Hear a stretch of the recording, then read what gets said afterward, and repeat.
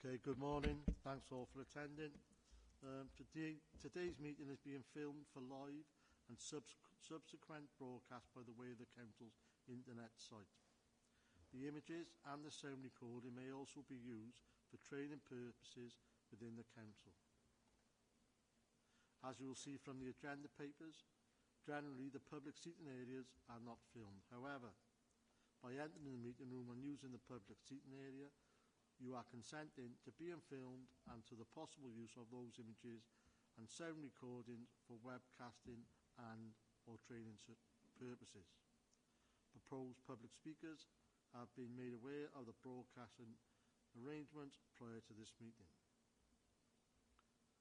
Will members please use the microphones to contribute to the meeting, and please remember to switch off the microphone when you have finished.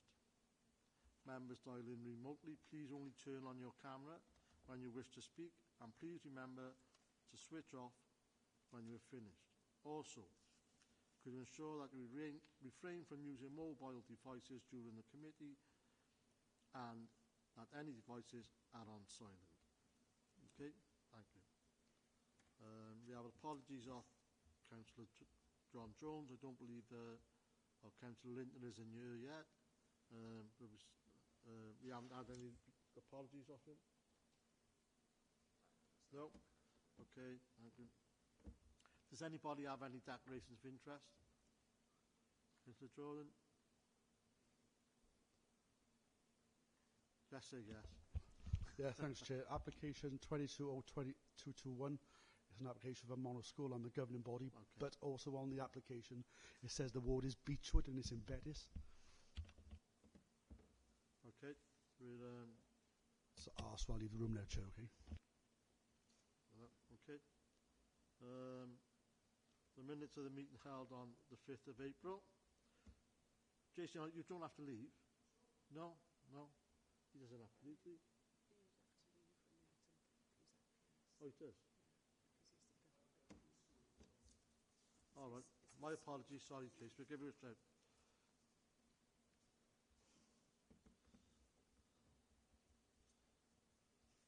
Okay.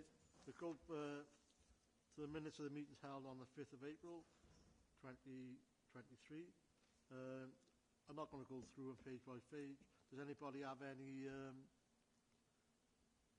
matters arising on their minutes? Okay, can somebody pass them as a true record? Second. Thank you very much. So we'll now go on to the first item, which is item number 1, page 15 to page 20, application number 22/0221. And this will be presented by Joanne Davidson.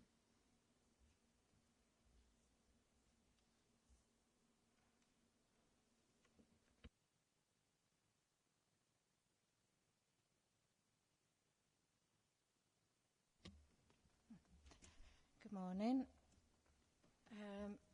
Okay, first item,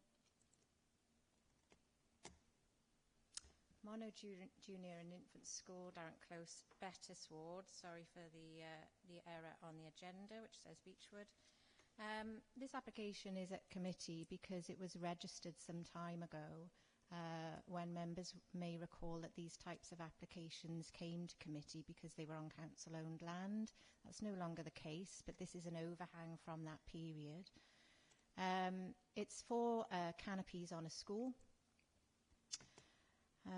There's the recommendation, and as I say, the explanation as to why it's before you today. It's a very minor proposal. There's a plan showing the location of the canopies. You've more than likely seen these before. They're commonplace now on our school buildings. An aerial photograph there just to put the school in context. And some images of the canopies, although I'm sure you know what they look like. So officers have no concerns whatsoever with these. That is an example image. That's not showing the proposed canopies in situ. That's just to show you what they look like. As I say, no issues whatsoever from officers on these. We've seen them many times before. They generally don't cause us any issues at all in design terms or any other material considerations. Some photographs of the actual site here. So you'll see from the agenda there was a little to and fro in with the tree officer regarding the proximity of one of the canopies to trees that are of some value. Those issues have now been resolved. That is partly why the application has been with us a little bit of time. We needed some more tree information, but as I say, that's all mitigated now. A brief summary there of the issues. You'll also see from the agenda that we've had to consider flood risk matters, but because this is a school, that isn't changing. There's no increased risk. That falls away. And that's it. Any questions? Happy to take them. We recommend it be granted subject to conditions, Chair. Okay, thank you. There's no public speakers. Does anybody have any questions? No? Just propose the application's granted. Second? Thank you very much. All in agreement? My God, that's the first time ever, I think, isn't it? Okay, thank you. That's passed. Councillor Screen. Sorry? Oh, sorry. Councillor Screen? Sorry, Chair, I was trying to indicate I was voting for it. Okay, thank you. Thank you, Councillor Screen. Can somebody give Councillor Jordan a statement to come back in?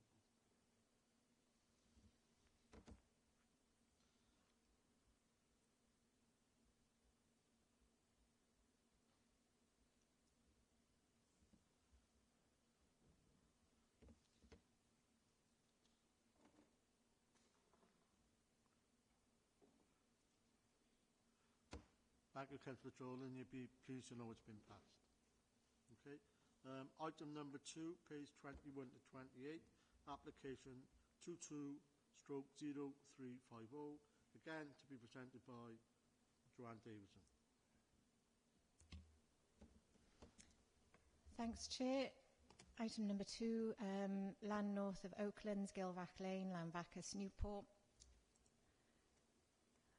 There's the details of the application that you've got on your agenda. So it's change of use of land to personal equestrian use and the siting of a timber-clad storage container with timber frame shelter. This is retrospective. The use is already in place, as is the building. You'll see the recommendation there slightly differs from the one on your agenda. It's the one on the slide that I'd like you to consider. So the recommendation of officers is to grant, subject to conditions, with delegated powers given to us on the expiration of the press notice, which will expire on the 17th of June, and subject to no material issues being raised. Up to that point, we will then issue the decision the committee makes today. The reason for that, I should explain, is because the press notice was done late.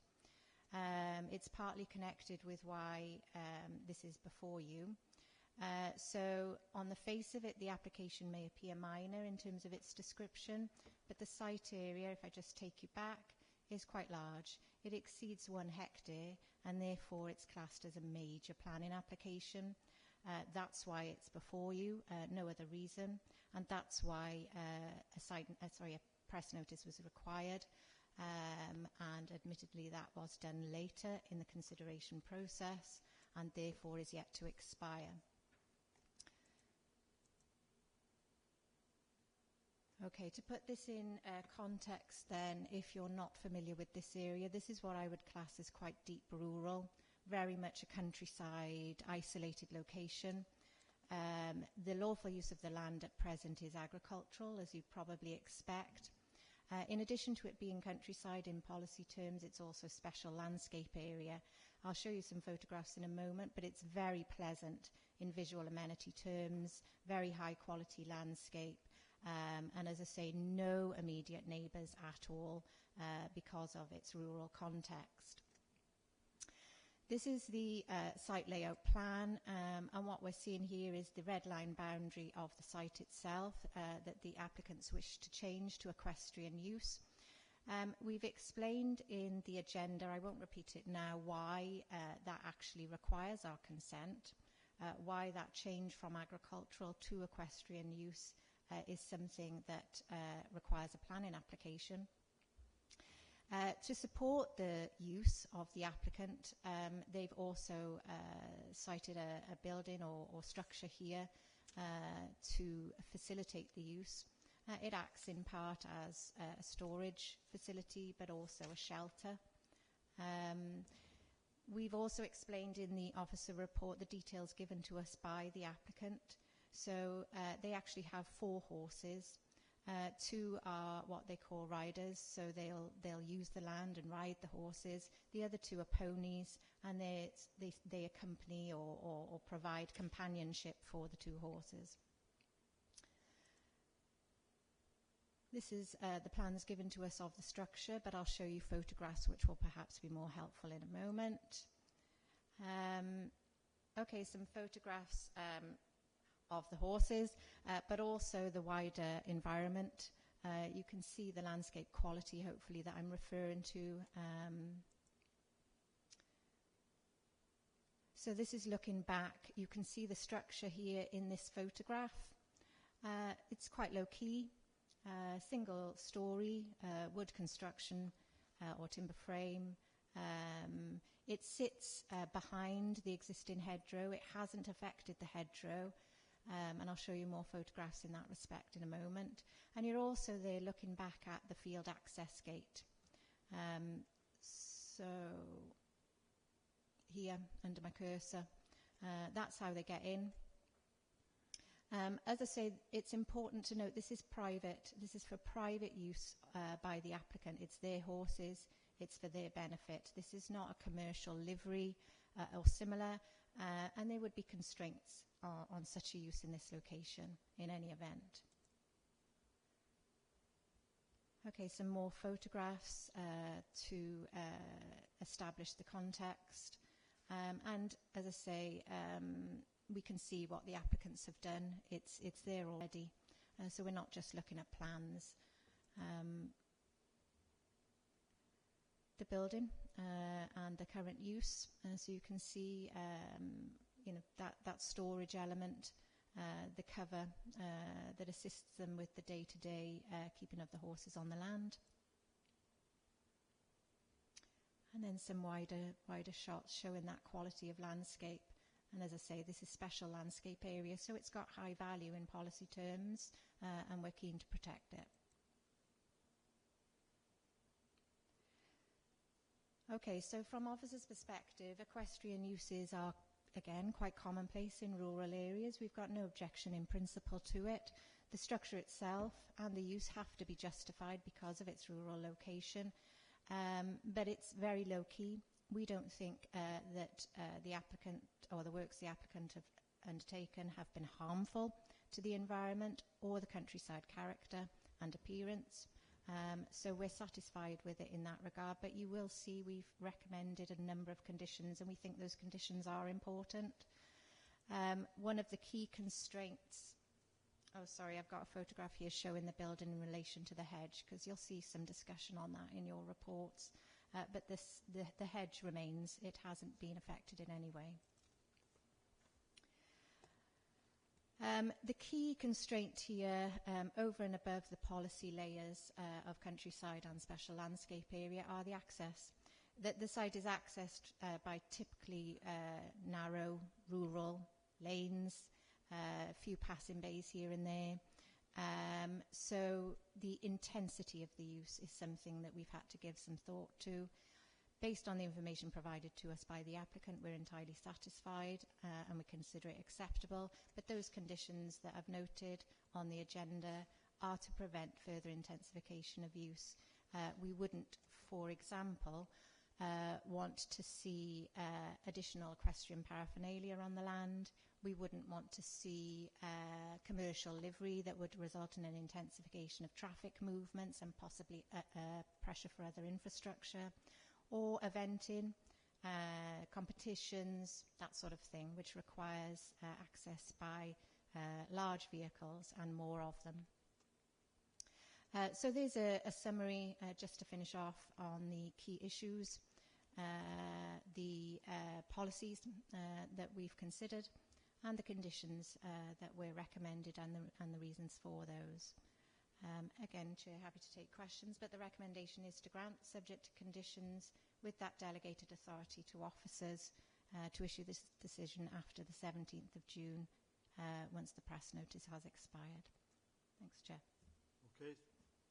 Thank you, Joanne. There's no public speakers. Does anybody have any questions? Councillor Jordan? Just a question, Chair. Do they need an application to put horses in the field then, as an equestrian? Or can you put horses in the field anyway? Or like cattle? Yeah, we anticipated these questions might come up. There is a section in the report about it, but to graze horses on land is fine. That wouldn't require consent. This, however, is to keep the horses on the land. The horses don't move. They stay there the whole time. And that is a change of use of land from agricultural to equestrian use for recreational purposes primarily. And therefore the applicants have rightly submitted the application to remedy the current breach. Okay. Councillor Mogford?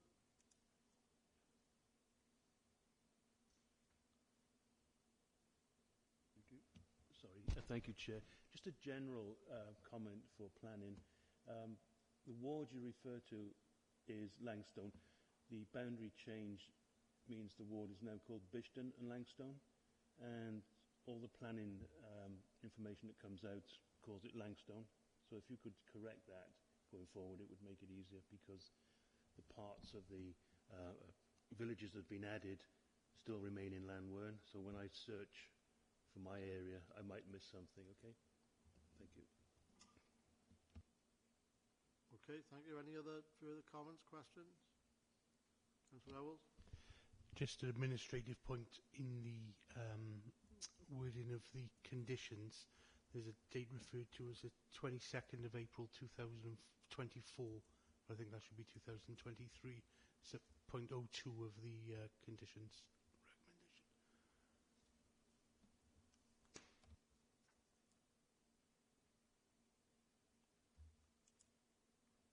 Okay.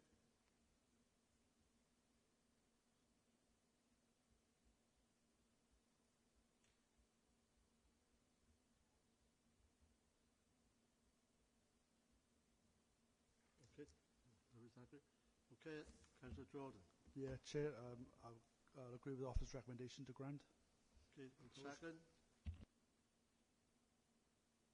All those in favour? Okay, pass unanimously. Thank you. Sorry, Councillor Screen and yourself? In favour? Sorry, Chair, just indicating I'm voting for the Okay. motion. I keep forgetting you're there, Aaron, sorry. I would be there in person, but I got terrible hay fever. No problem, no problem. Thank you. Okay, item number 3, application number 22/1050, again presented by Joanne Davison. Thank you, Chair.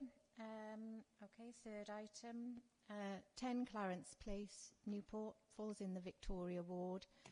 It's the building that is shaded blue, so it directly abuts the old Arts College, if you're familiar with that. This is the application description before you. Just to clarify, it's a 5-bedroom HMO that we're looking at today. You'll see the reason it's reported to you. So officers recommend refusal, and Councillor Horton has called it to committee as considers the project is a good example of what a HMO should look like. Okay, the red line site plan is the building itself. So the red line on this plan covers the extent of the building. The blue line is a rear access lane that the applicant is indicating he also has control over, that leads to St Vincent Road. Aerial photographs, but most of you are probably aware of Clarence Place. The context that we're looking at here is a mix of commercial and residential units. We've got a lot of listed buildings in this location. The Arts College is quite dominant in the street scene here. And we've got that multi-storey car park and Clarence House itself on the other side of the road. Clarence Place itself operates like a local centre. It's in very close proximity to the city centre, so highly sustainable. And we know how important that is for HMO applications in terms of our consideration. So this is the building we're looking at. It's centre of shot. Currently entirely vacant, has been for some time. This photograph is very recent indeed. We understand the applicant has undertaken works, so probably going back only a few years, this building looked a lot worse than it does now on the front elevation. But you can see it is vacant.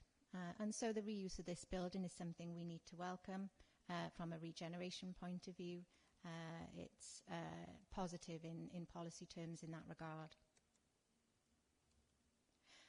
This is an older photo taken of the previous ground floor shop front. I think it was actually taken, well, we said circa 2009 when the Arts College was actually being converted. Again, that most recent shot showing it in the context of the Arts College. So very much an integral part of that really attractive frontage that is listed to Clarence Place. The plans before us today obviously include a number of listed building elements and changes to the building. Positive. So we've got a new shop front at ground floor. That's why I showed you those photographs of what it looks like now and what it looked like several years ago when there was an occupier at ground floor. The ground floor is A3. That's a lawful use and will remain so. No change proposed as part of this application. But as I say, a new, quite contemporary looking shop front is proposed. You'll see that we consulted the Conservation Officer. Her comments are provided in full in the agenda. On the whole, no adverse comments, some queries, etc., that have been resolved or can be dealt with by condition if we were minded to approve.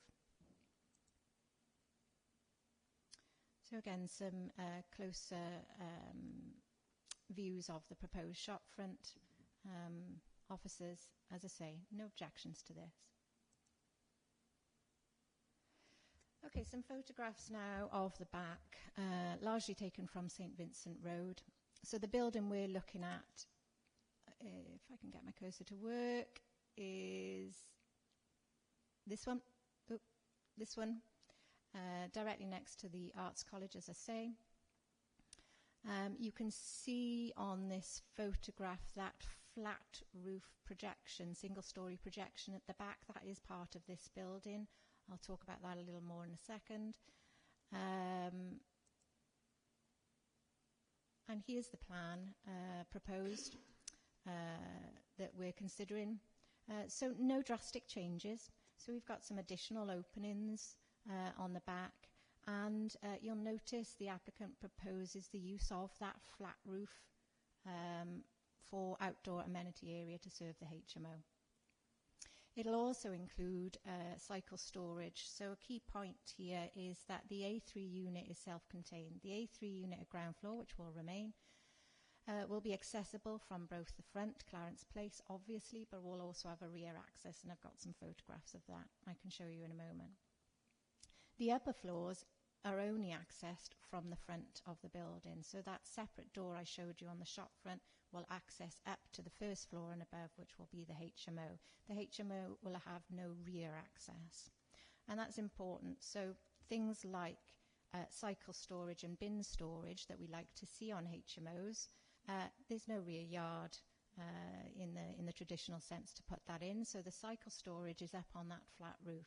It's not the ideal situation, but officers consider that it's a pragmatic solution to providing it in this instance.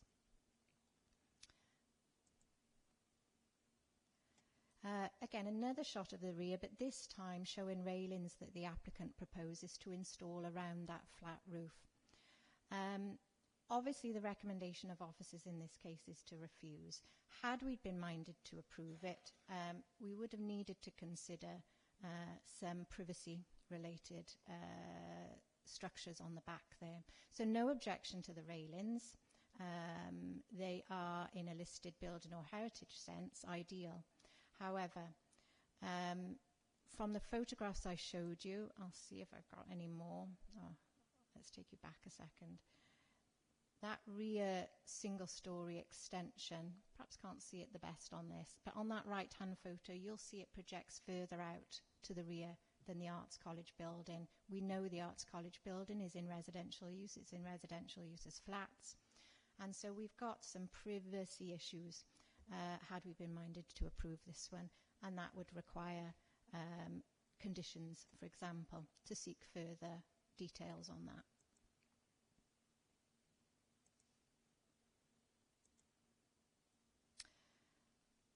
The interior then, these are photographs taken recently.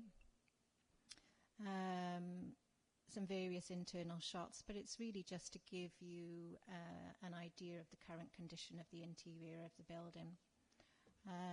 It is in a poor state overall.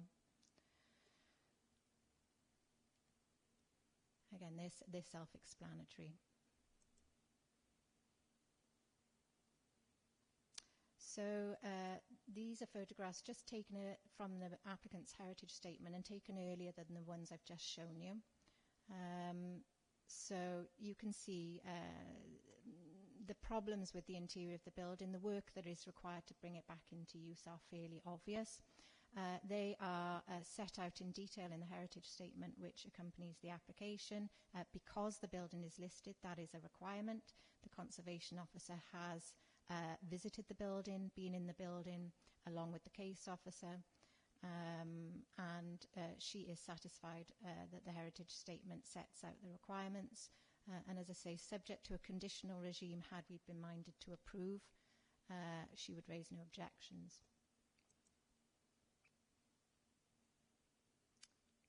So again, some more photographs taken of the interior and actually from the applicant's heritage statement.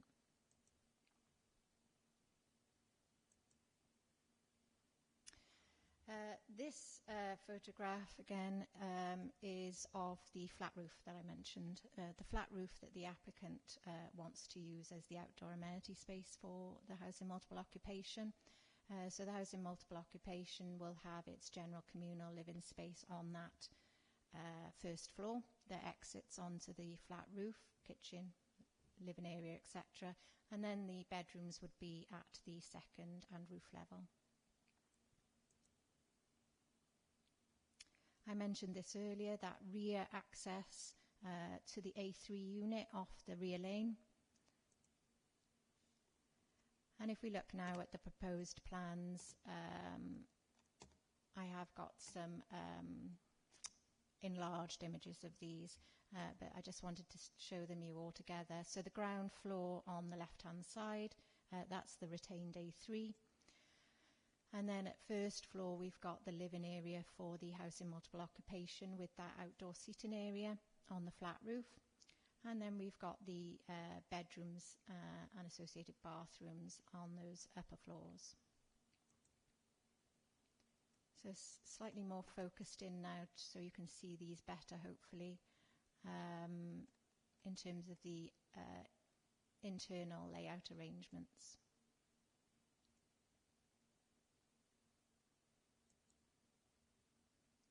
And again at roof level.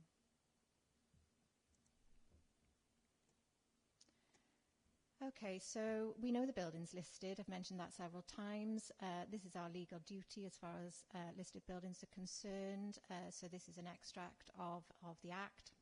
and we know we have to pay special regard to the desirability of preserving the building or its setting and any features of special architectural or historic interest.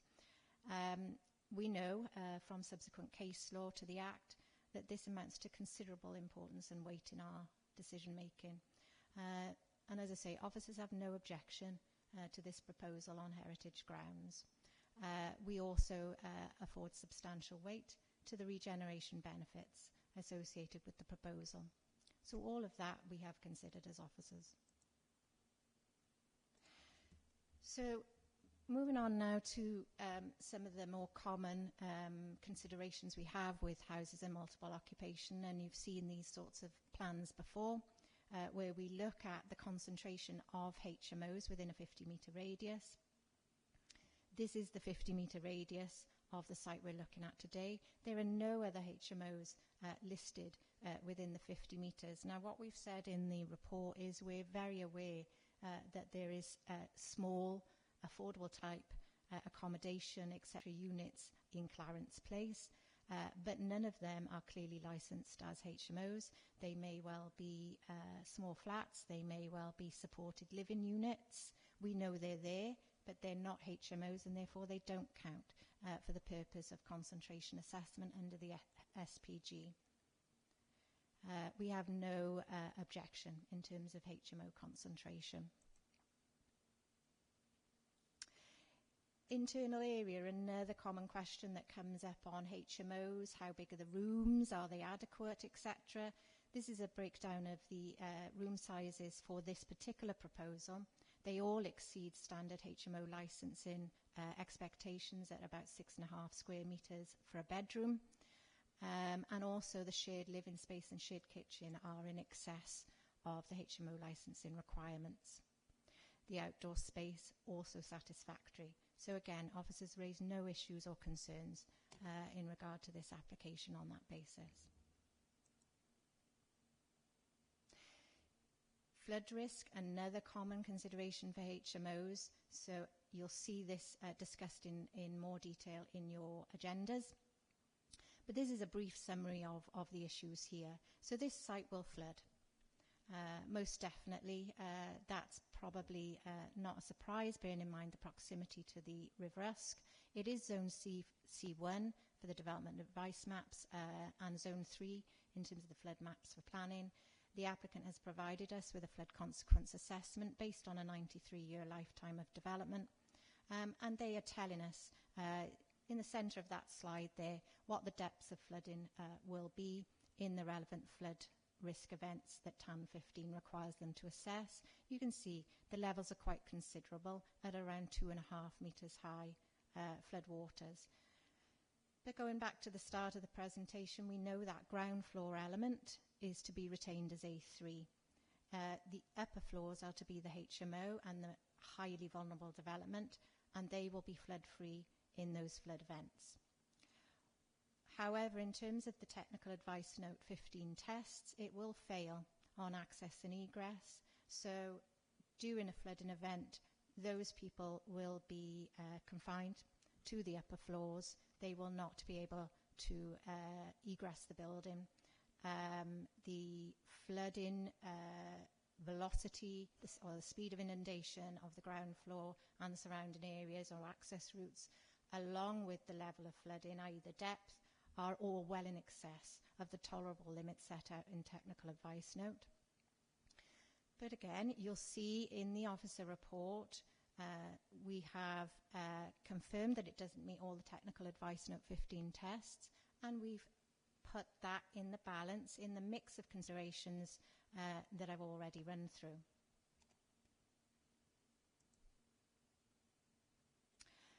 Okay, moving on then to the key issue for officers and the key concern and the reason for refusal that you're seeing on your agendas. So you will be aware of certain biodiversity obligations upon us as a council when we make decisions. I've put the legal duty there at the top. We are a competent authority, and we must have regard to the Habitats Directive. Hopefully that'll come back in a second. Oh, there you go. Okay, So I've stated that at the top. We know in Planning Policy Wales, so I've highlighted it for ease of reference there, that planning authorities should advise anyone submitting a planning application that they must conform with any statutory species protection provisions affecting the site and potentially the surrounding area. An ecological survey to confirm whether a protected species is present, and an assessment of the likely impact of the development on a protected species may be required. The applicant was advised of this at the pre-application stage, but no protected species survey has been submitted with this application. Now that's a problem for us. The ecology officer has advised us that because of the derelict nature of the building, you've seen lots of photos, there's lots of ways in, plus the proximity to the River Usk, there is a likelihood of bat activity in the locality or potentially within the building. We don't know that. The ecology officer is advising us of that potential and has advised that a survey, so this normally is a bat emergence survey, so ecologists will go out, they'll see, can they observe bats going into the building, out of the building, and then that may or may not lead to further survey work and possibly then need for a licence from NRW should protected species be affected. So we're also told in technical advice note, this is national level, it's essential that the presence or otherwise of protected species and the extent that they may be affected by the proposed development is established before the planning permission is granted. So two things there. It's essential, and before planning permission is granted, we must satisfy ourselves on this point. Okay. Now, planning permission should not be granted subject to a condition that protected species surveys are carried out. Another important point. Okay. So we know the applicant was made aware of the potential need for survey work at pre-application stage. The support and information to the planning application confirmed that they were going to do one, actually, that we would expect one, but we haven't had one. More recently, with the ecology officer's comments, the agent has been advised of the need for a survey. It's highly recommended. We cannot recommend approval without one, and they have declined to provide one. Okay, so that's where we're at. That's why this is before you for refusal. Let's go back. So let's summarise perhaps the whole issue here. So we know it's listed. It occupies a prominent position on Clarence Place. It's currently vacant. It's derelict. We've got no issue with the HMO use in itself in this location. I haven't mentioned parking. It has none, which was probably obvious from the photographs that I showed you. But because it's highly sustainable, we know already from all the HMO applications we've dealt with before that in a highly sustainable location, parking becomes more flexible, and we have no objection to this one in terms of parking or lack of. I've mentioned about the flood risk, and again, we wouldn't say that was a reason for refusal based on the merits of the scheme. And NRW does not object on flood risk grounds either.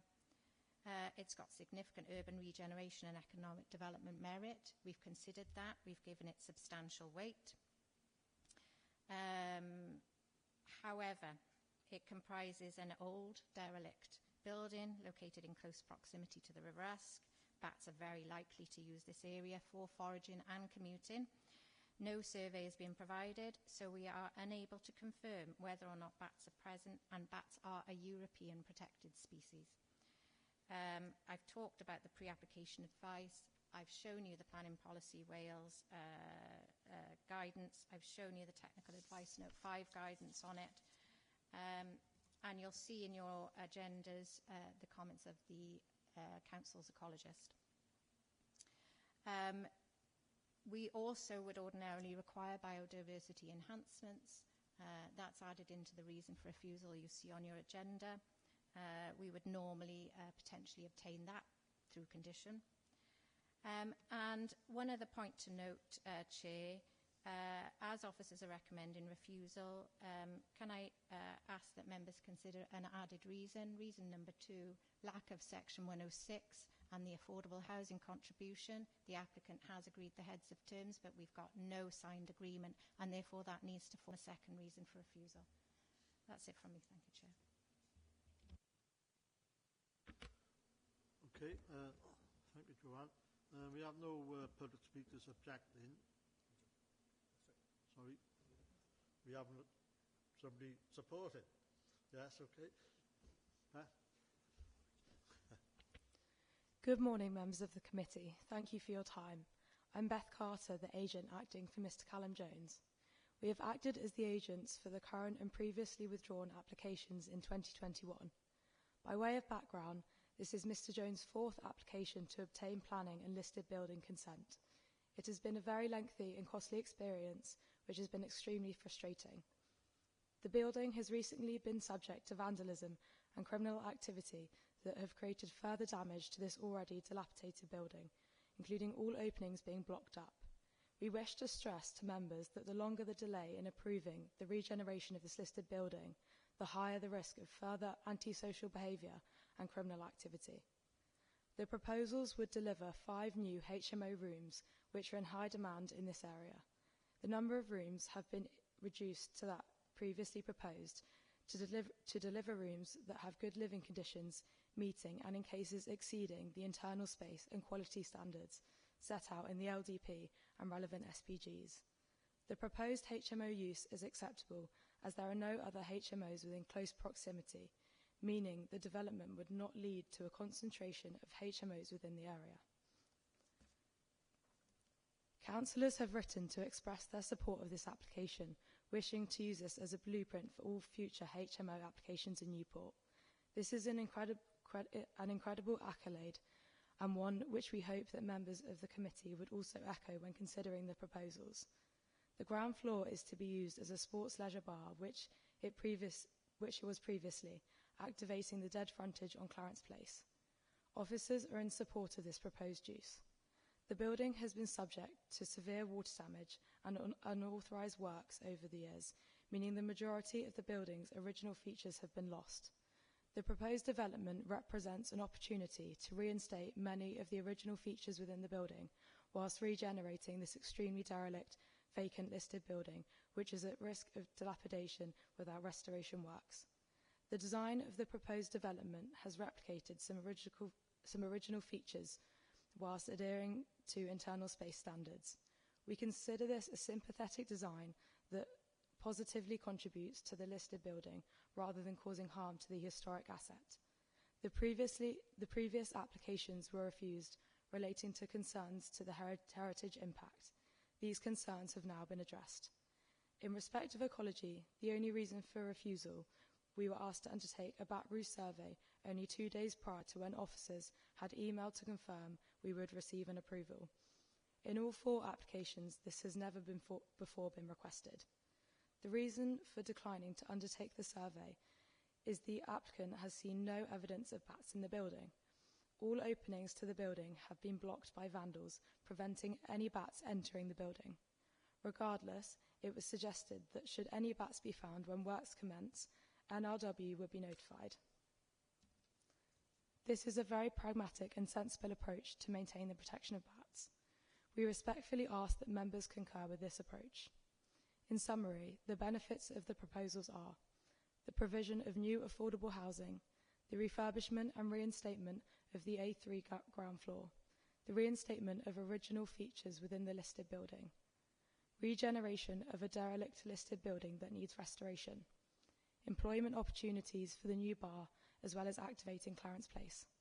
We respectfully request that members consider the proposals positively and vote to approve the applications. Thank you for your time. Thank you. We now have a ward member who wishes to speak. Gavin, I know you'd like to speak, so you've got 5 minutes.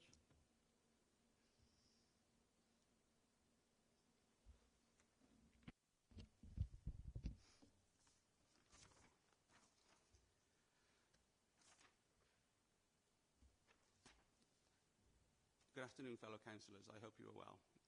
I have requested this application be heard before you today, as myself and fellow councillors consider this an exemplar scheme of houses in multiple occupation. I want to raise that officers had incorrectly recorded my support, attaching my comments to a completely different application in error.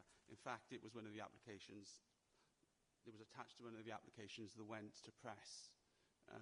Fortunately, my comments weren't listed in the press release because my comments were very much in favour of the application, whereas everybody else's comments were very much against that application that was made public in the press. So it would have been quite a bit of egg on my face if that had gone to press. So none of this has been explained in the officer's report, and I want to highlight this. There have been other admin issues and a lack of communication to all involved, some of which I will mention later. As you know, we as an authority receive and have a significantly high proportion of HMOs in Newport. And I wasn't going to mention it, but an 11-bed HMO hit the press only very recently, which isn't looking particularly good when you look at the information that they have provided. As such, I believe the application which has been presented to you today is a very good example of a blueprint that we could use when advising applicants on how HMOs could look in the future. There has been an incredible turnaround of events in the last 24 to 48 hours. Officers decided to refuse the listed building application tied to this application under delegated powers without informing either the applicant or the agent of their intention in doing so. I was under the impression that by requesting a planning application to be heard before you today, that any the linked listed one would also be heard. But officers did not tell me of this separate application and the explicit need to request for it to be heard today as well. This is a technicality which could cost Mr. Jones quite a lot of money and another expensive delay. Mr. Jones has made every effort to meet the requests of the officers, which he feels have been ignored. I'm here today on behalf of the electorate that I have a duty of care for, both the local community and the businesses that are within. I cannot express my frustration in the way that this entire process has been handled. The building has been left standing vacant for over 4 years. It has recently been vandalised, with squatters breaking in and damaging it further. The works that are being proposed will breathe life back into a dead building, and yet it appears that officers are placing every barrier possible in the way. The agent has requested time and time again for information and updates, none of which have been forthcoming. To my knowledge, only 2 days before they were due to have approval, officers asked for a BAT survey. This was after a late request by the team leader consult with the council ecologist, which should have been carried out some time ago. In fact, I think probably about 10 months ago. Why is this taking so long? Why is none of this information being brought forward to the agent? The scheme before us, if bats are found, there is a scheme before us that if bats are found, it will make sure that bats are protected by undertaking any and all surveys before any work starts. And the agent has in fact requested a condition for this to happen. The scheme will regenerate the vacant building and add new frontage, which will prevent any additional antisocial behaviour and any further deterioration of the Clarence Place area. I therefore kindly ask, I also believe that there was a pre-planning application process where a lot of any of these issues you would think would have been teased out. But again, to my knowledge, I don't believe that two-way process was particularly good. I therefore kindly ask that logic and common sense prevails by asking you to decide in favour of this application. Thank you.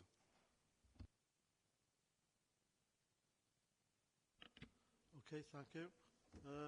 We'll go on to the committee now. Anybody got any questions? Councillor Reynolds. Thank you, Chair. I've been listening to the presentation and obviously the submissions. It seems to me that most of the main concerns that would normally be sort of present for an HMO application, the heritage site, the concentration of HMOs, flood risks, parking, the dimensions of the rooms, regeneration, all of that seems to be okay as far as the officers are concerned. There were some issues about possible privacy with the flat roof and bike storage, but again, that appears to me that that could be taken care of with relevant conditions if it was approved. So it seems at the moment that the main issue seems to be the bat survey. I know you made the point that arranging an ecological survey needs to be done before, it can't be done as a condition. Can I just ask, is that law or is that guidance for us? I mean, do we have any flexibility on that? Because I've got to be honest, from a common sense point of view, it does seem that to refuse the application when it's satisfied all the other criteria just on this, I mean, it is massively important, I get that, I'm not diminishing its importance, but to refuse it just on that when, in a practical sense, we probably could take care of it, it does seem a bit unfair. So do we have any flexibility on that, or are our hands tied in terms of the law where we have to refuse it just on that? Joel, can we bring that page back up, which was...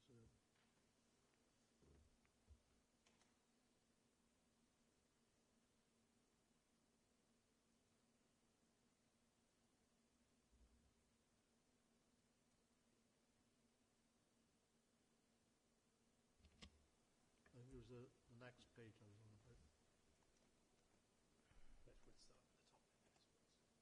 Yeah. That one and the next one, yeah. If Yeah. you want to just go ahead, what are you going to say? Yeah. Assessment of biodiversity matters can be rather dry, so I've tried to include the most relevant aspects in these slides. So the Habitats Directive and associated regulations are law. They are a legal duty imposed on all competent authorities, us being one as a local authority, and we must have regard to that in every single decision we make. Okay. Now, the other key factor is that we're talking about bats. So there's lots of species, but bats are important because they're protected at a European level. They are what we call an EPS, a European protected species. And so they have added layers of protection compared to perhaps some other species of animal. So we've got the legal duty in the Habitats Directive there, and then obviously our national planning guidance, which I've quoted there, and then in subsequent TAN, all ties in. It's meant to. It ties in with those legal obligations. Now, I mean, coming back to some of the dialogue here, bat surveys are not uncommon at all. It was raised at the pre-application stage, as I noted. So it was raised at the earliest possible point in the consideration of this scheme, i.e. pre-application. We know that the agent acknowledged it because the planning statement that accompanies this application referred to a bat survey being prepared and to be submitted, but we've never had one. Okay, so this is not new. This is not a new consideration in the lifespan of this application. It was raised before the application was submitted to us. Okay, and we understood that a bat survey was going to be submitted because that is what the planning statement told us. We're in prime bat survey time. So for anyone who is familiar with it, you can only survey for these species at certain times of year. And we're right in it now. This is survey period of year. So it is a prime time to do what they call that initial prelim survey. Now, the applicant has said he's never seen bats in the vicinity. However, his observations are not sufficient for this purpose. However, ecologists could go to sites, particularly qualified people who know what they're looking for, can go. They can do a prelim survey now, tonight, tomorrow night, and tell us whether there's any bat activity. Now, it's possible that that preliminary survey will come back and say, there's nothing here. It is, as the applicant suggests, completely filled in. There's no crevices. There's nothing that would prove attractive for bats. There's no activity at all. And then we don't need to go to the next step of a full survey. But at the moment, we don't even know if the bats are present because that first stage has not been passed.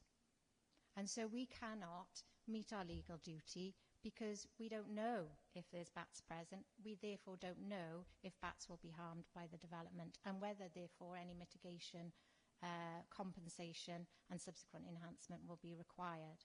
So that's where we're at. In my own opinion, it's a relatively simple hurdle to cross, but the applicant has indicated they don't want to cross it. So that is where we're at. That's the reason for refusal. I don't know if that... Yeah, thanks. I think it does help. I just want to sort of simplify it even further if I can. Because I mean, you said that they could go out and just do, because we're in prime time now for doing surveys, they could go out, do a survey tonight, have an answer by tomorrow morning, in theory. I know I'm doing it a little bit more oversimplified, but so in practical terms, it's quite a simple thing to sort out. But are you saying that our hands are tied as a planning committee in terms of the legal sense where we don't have that flexibility to allow that practical aspect to take place? This may be where the solicitor may be able to help. I mean, we're clearly considering the issue because we're having dialogue about it in the meeting and it's in the report. So we're clearly considering it. So it's not something we're ignoring. To my mind, the committee can make a decision not to proceed with a bat survey. That is within their right. But perhaps Joanne, the solicitor, may want to advise further on that.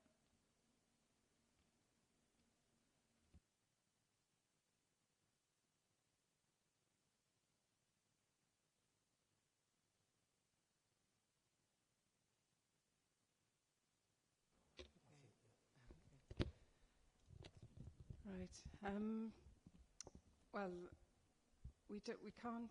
There is case law that says we can't attach planning conditions for the survey afterwards. We need to consider the impact of the proposal on the species before we grant the planning consent.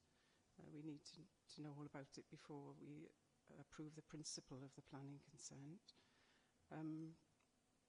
Obviously, if you went ahead, you would be saying that you would be weighing up all the material considerations and saying that you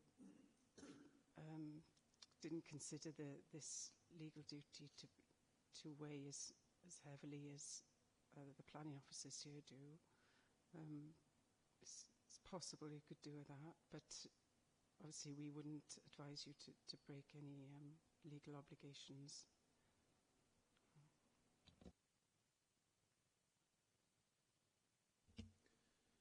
Yes, obviously I'm not minded to break any legal obligations, but I do think this application has a lot of merits.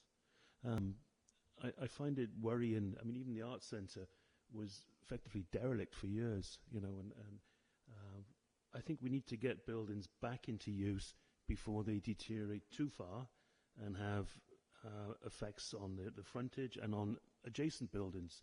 So I'm of the view that this is a good application. There seems to, from my perspective, there seems to be a failing in communication and understanding, because what we're teasing out now is the situation with the bat survey. Is that insurmountable? I mean, are we locked here where, I mean, I know you can't come back on this, but are we locked where, you know, if the applicants don't want to do a bat survey, then they're forcing our hands to refuse it. But if there was some give and take, then we could consider going forward. That's all I want to say. I mean, it's difficult.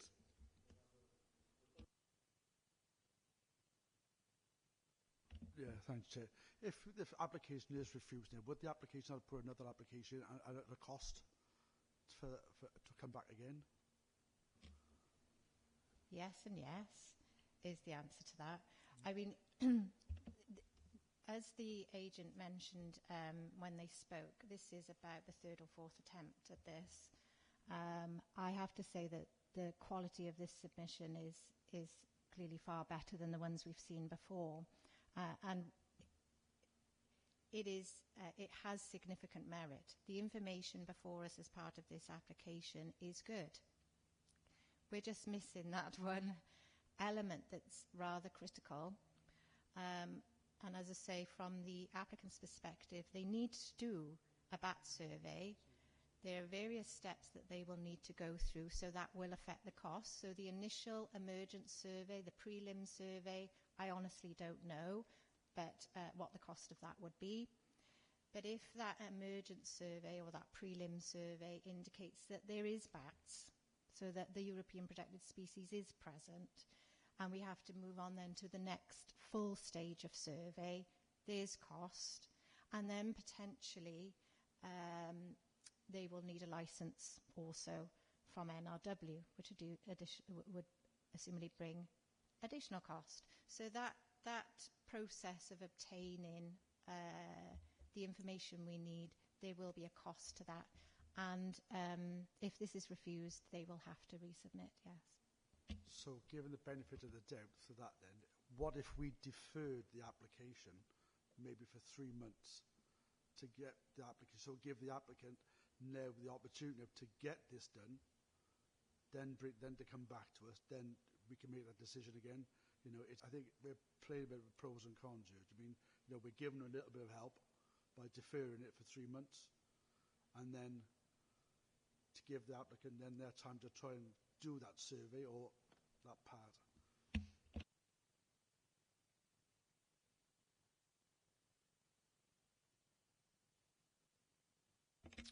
Members can decide to defer the application if they wish. However, from an officer perspective, we made it clear at pre-application stage this assessment was required. The planning agent said it would be submitted and it hasn't been. So you'll note the application was submitted in 2022. So it's been in a while without the survey coming to us. What we don't want as officers is obviously when we think something is required and advise that to applicants, that they bring things to committee to try and get a different resolution, thinking they've got a second chance if members decide to defer it. And you can decide to defer it, so I'm not saying you can't do that. There are implications potentially in terms of agreeing extensions of time on applications. We are judged by how quickly we determine applications and within agreed time frames. So there could be implications in terms of potentially the council having to return a fee, for example, if we agree not to consider it at this stage, because it would have to come back before members at some stage for a decision, and the applicant might still not be willing, able to undertake that. So it is open to members. I'd advise against it.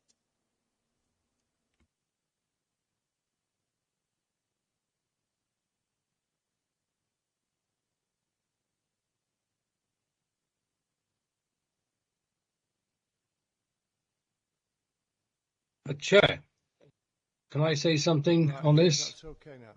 Sorry. Alan, I've got your name down. I've seen your hand up. Yes, you're on the list. Okay. I just wanted to put another perspective on this discussion, that even if there was some kind of legal wiggle room to sort of get around this, or some compromise could be found, I must say I would have real concerns about that. And that, and without going into detail, I mean, we all know that wildlife is under massive pressure. It's undertaken a massive decline, wildlife. And I think that the duty this council has to play its part in protecting wildlife and sustaining our natural environment is enormously important. It's not something that we sort of do on the side. It should be a central part of what we do.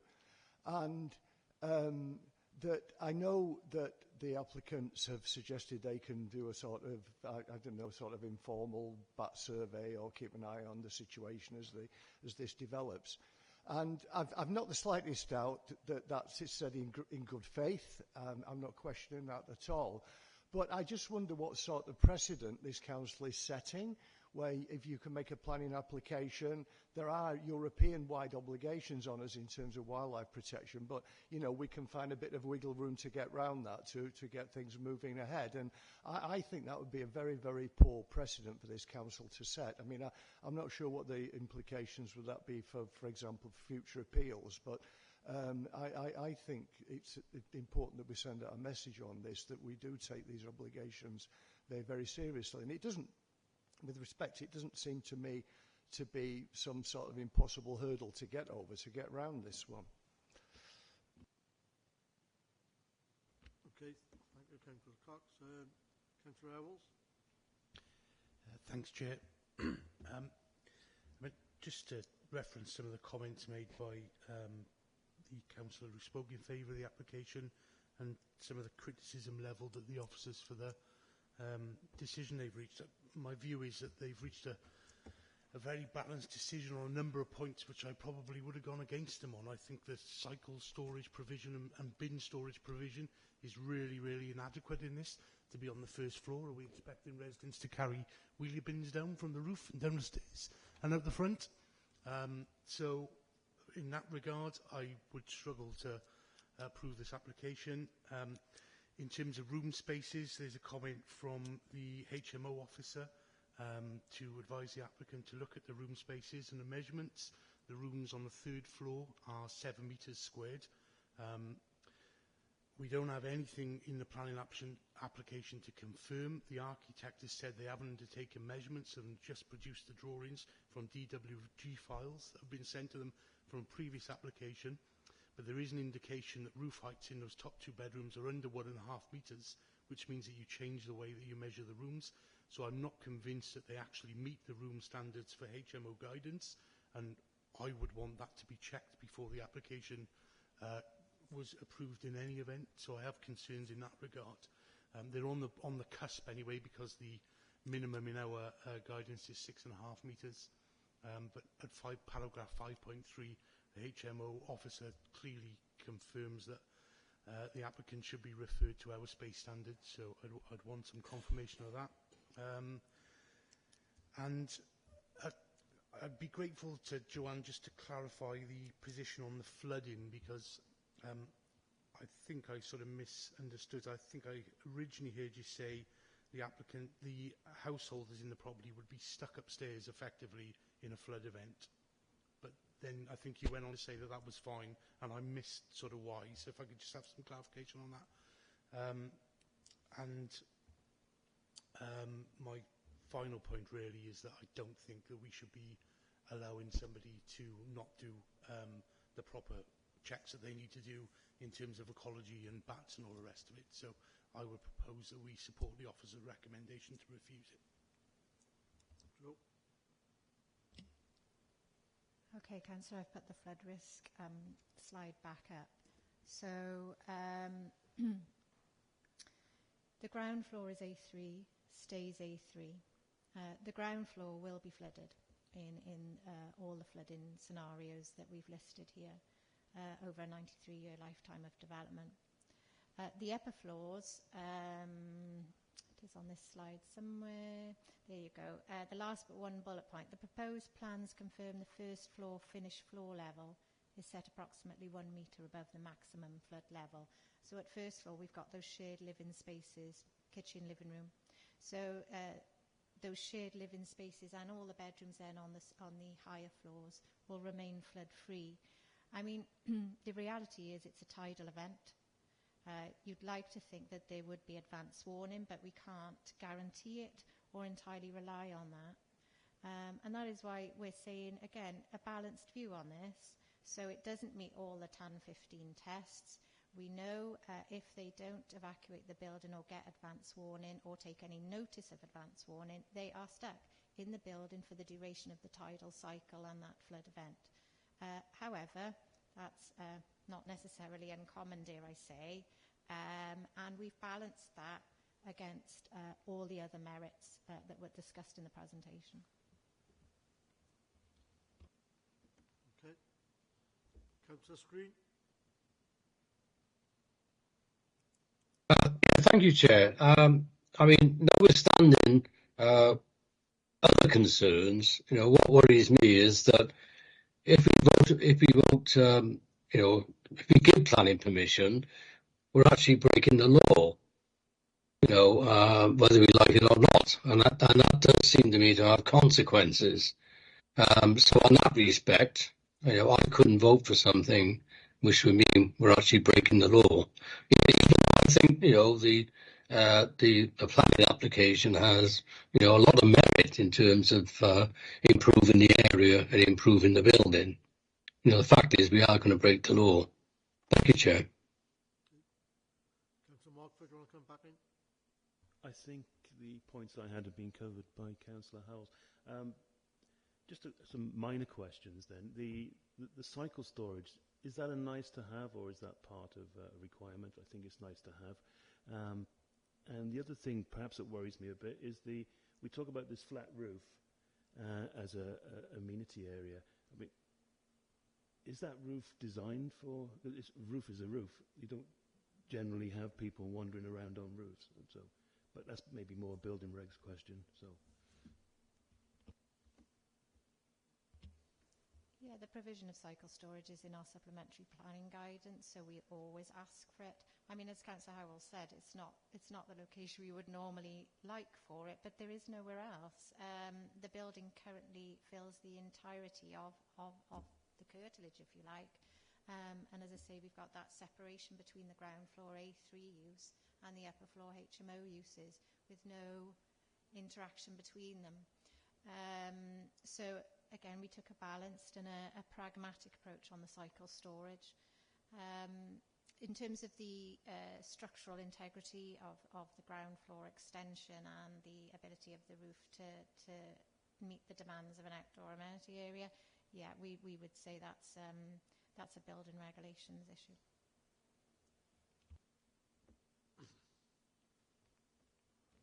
Okay, thanks. And does anybody else have any questions?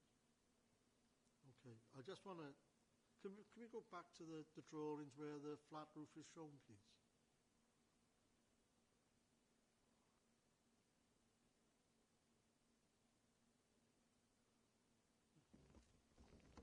There's one from outside, wasn't there, where the photo, sorry, yes, Joe.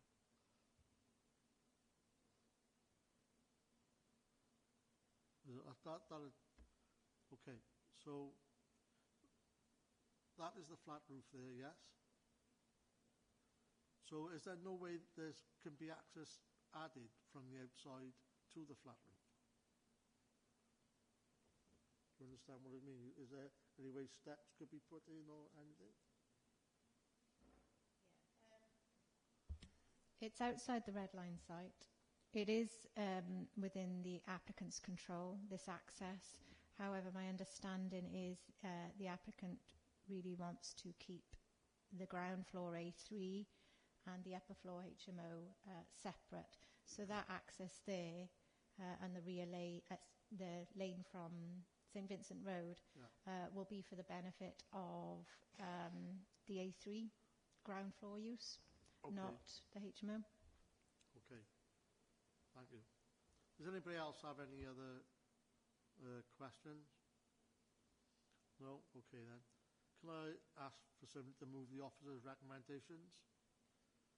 Second? Sorry. Can you just add the added reason refusal Joe referred to? Yeah. Sorry, members. Just before we take the vote, obviously, when Joanne did her presentation, she suggested a second reason for refusal. This is a technical reason. The applicant is willing to sign a Section 106 if the application was approved, but because we're not there, we're refusing it, we need to add a technical reason to say that the applicant has failed to provide a Section 106. It's that reason. So the officer recommendation is with that added reason for refusal. Thank you, Chair. Okay, thank you. So, again, officer's recommendation. Second? Councillor John, all those in favour? Unanimous. Thank you very much. Sorry, and yourself, Councillor Screen? You've got your hand up. I take it, sir. Okay. In favour, Chair. Yeah. Okay, thanks. So that's passed unanimously. Okay. Thank you all for that. The last item on the agenda is appeal decision, page 53. This is for information only. Okay? Thank you all for attending. I'll see you at the next meeting.